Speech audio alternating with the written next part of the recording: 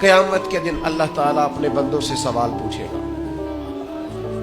اور قربان جائیں میرے نبی پاک علیہ السلام نے فرمایا ہاں وہ پوچھے گا، اور جب تک 5 چیزوں کا تم جواب نہیں دو گے تمہیں قدم نہیں اٹھانے دے گا۔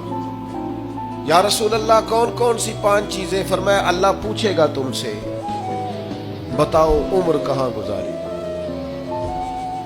بولو میں نے زندگی دی، صحت دی، عافیت دی، کہاں کہاں بتا کے آئے وقت؟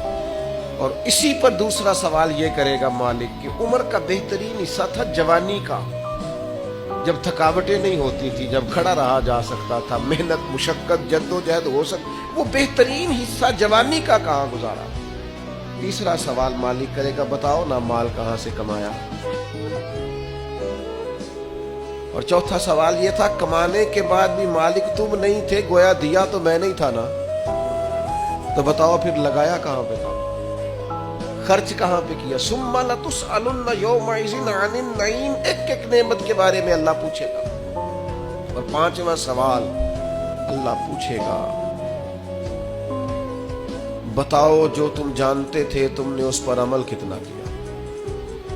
جس کا تمہیں پتا تھا، جس کا تمہیں شعور تھا اس پر تو اللہ سوال پوچھے گا۔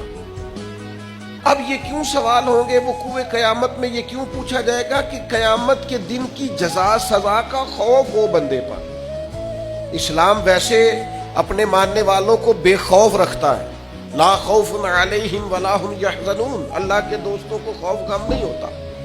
ایک غم تم اپنے اندر رکھو کہ تمہیں قیامت کے دن پوچھا جائے، اس کا خوف پیدا کرو، اور یہ خوف مالک کو اتنا پسند ہے، فرمایا وَلِمَنْ خَافَ مَقَامَ رَبِّهِ جَنَّتَانِ، جو اللہ کے سامنے کھڑے ہونے سے ڈرے گا اللہ اسے 2 جنتیں عطا فرمائے گا۔